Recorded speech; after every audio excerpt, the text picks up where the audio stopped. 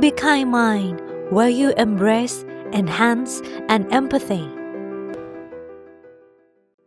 สวัสดีค่ะยินดีต้อนรับทุกท่านเข้าสู่ Be Kind Mind Podcast ค้นพบความสุขในทุกขณะค่ะวันนี้เราจะมาชวนคุยกันเรื่องของ self awareness และการสื่อสารนะคะ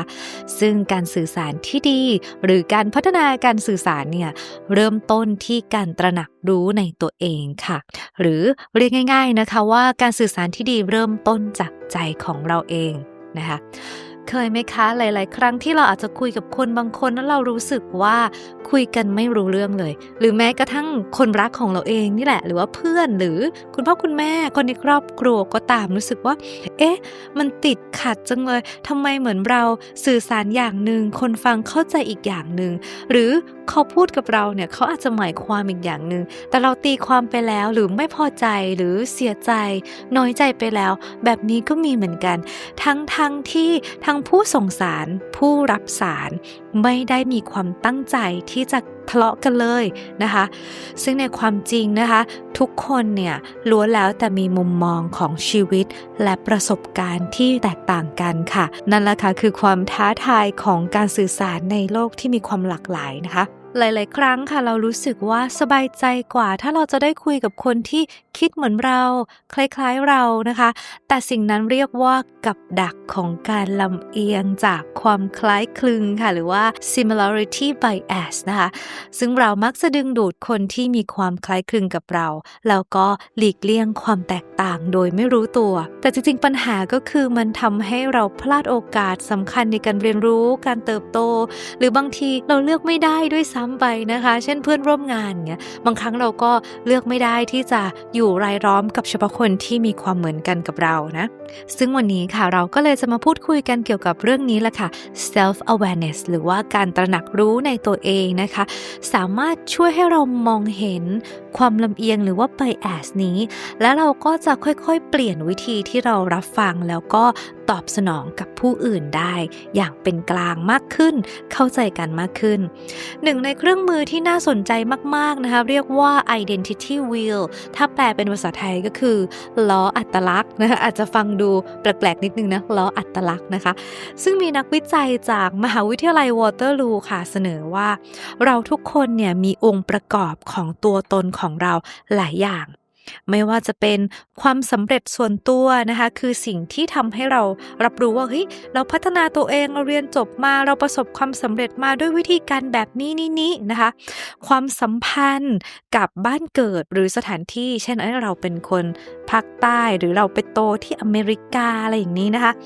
การตัดสินใจเลือกในชีวิตอันนี้ก็เป็นหนึ่งในองค์ประกอบนะคะเช่นเราเคยเลือกแบบนี้แล้วมันถูกแล้วมันสำเร็จหรือเราเคยเลือกแบบนี้แล้วมันไม่สำเร็จแบบนี้นะคะแล้วก็ต่อมาคือวิธีการที่เรามองเห็นตัวเองและมองเห็นผู้อื่นก็เกี่ยวข้องด้วยเช่นกันเช่นเรารู้สึกว่าเราเป็นคนที่มีความมั่นใจเราเป็นคนที่ได้รับการยอมรับหรือว่าเราต้องต่อสู้ฝ่าฟันอะไรอย่างนี้นะ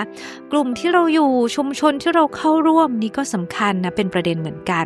ความท้าทายที่เราเคยเจอในชีวิตก็เกี่ยวข้องนะคะหรือแม้แต่เป้าหมายชีวิตของเรานะทั้งหมดเนี่ยนะคะที่กล่าวไปเนี่ยก็ล้วนแล้วแต่เป็นล้ออัตลักษณ์ที่เป็นองค์ประกอบของตัวตนของเราทั้งนั้นเลยนะถ้ามีโอกาสนะมีเวลาลองนั่งเงียบๆแล้วลองวาดวงกลมขึ้นมาแล้วก็แบ่งเป็นส่วนต่างๆแล้วลองใส่สิ่งที่เป็นตัวคุณลงไป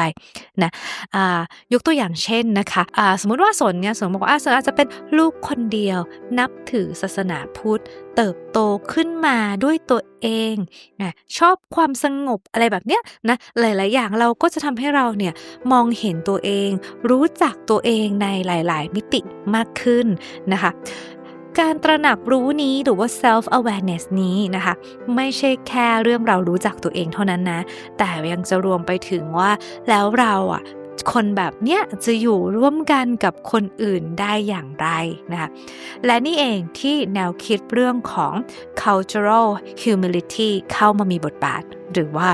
ความอ่อนน้อมถ่อมตนในวัฒนธรรมนั้นๆนะซึ่งในบทความจาก The American Journal of Medicine นะคะก็เสนอหลัก5อย่างที่เรียกว่า 5 R's ที่ช่วยให้เราสื่อสารข้ามวัฒนธรรมแล้วก็ข้ามความแตกต่างได้อย่างคงมีความเคารพซึ่งกันและกันอยู่นะคะข้อแรกก็คือ reflection คือมีการสะท้อนตัวเองนะดูซิว่าเราทำสิ่งนี้ไปเราลองมองย้อนกลับมาสะท้อนตัวเองดูว่า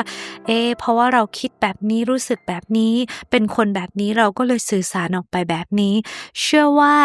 ทุกๆคนเนี่ยมีสิ่งที่เราสามารถที่จะเรียนรู้ได้ซึ่งกันและกันด้วยนะคะข้อที่2คือ our respect หรือว่าเคารพนะไม่ว่าใครมาจากที่ไหนสังคมไหนภูมิประเทศแบบไหนอายุเท่าไหร่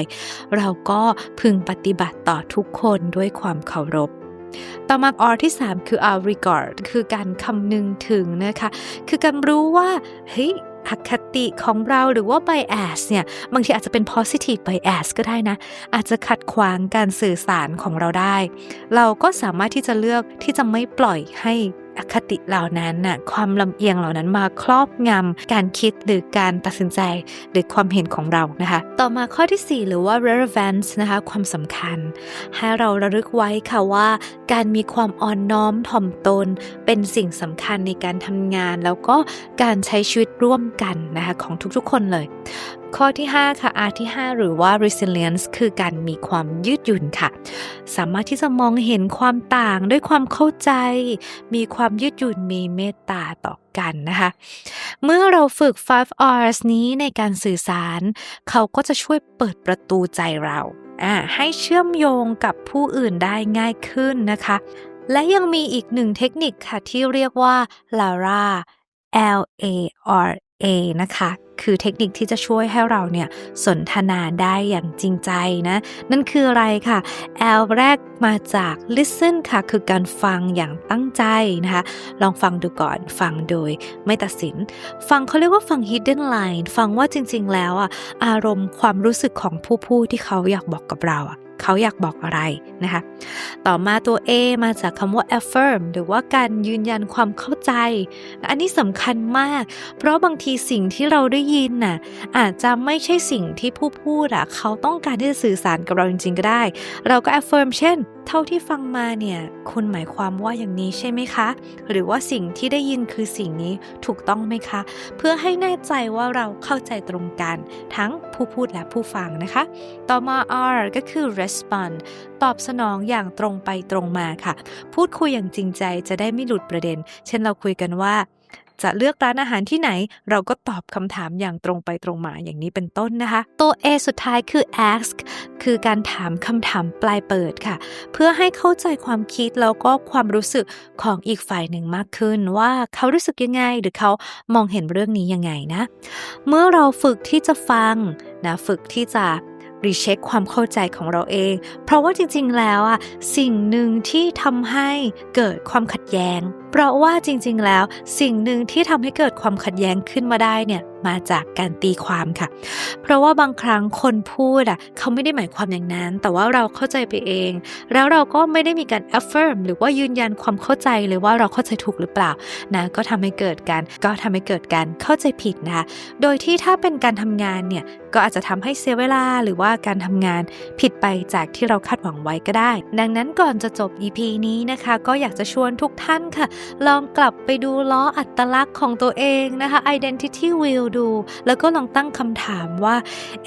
สิ่งไหนในตัวเราหรือเปล่านะที่อาจจะทำให้เรามองคนอื่นแบบมีอคติโดยไม่รู้ตัวนะคะหรือว่าวันนี้เราจะลองตั้งใจฟังใครสักคนด้วยความตั้งใจดูได้ไหมหรือเราจะฝึกพูดด้วยความอ่อนโยนลงอีกนิดนึงได้หรือเปล่านะคะที่สำคัญค่ะเชื่อว่า identity wheel นะคะจะทำให้เราเนี่ยเกิด self awareness หรือการเข้าใจในตัวเองมากขึ้นพอเราเข้าใจในตัวเองมากขึ้นนะคะหัวใจเราก็จะค่อยๆเปิดในการที่จะยอมรับความแตกต่างของคนอื่นมากขึ้นได้ด้วยโลกรอบๆเราก็จะนุ่มนวลขึ้นอย่างไม่น่าเชื่อด้วยล่ะค่ะวันนี้ขอบคุณมากๆที่ติดตาม Be Kind Mind Podcast แล้วพบกันใหม่ตอนหน้าวันนี้สวัสดีค่ะ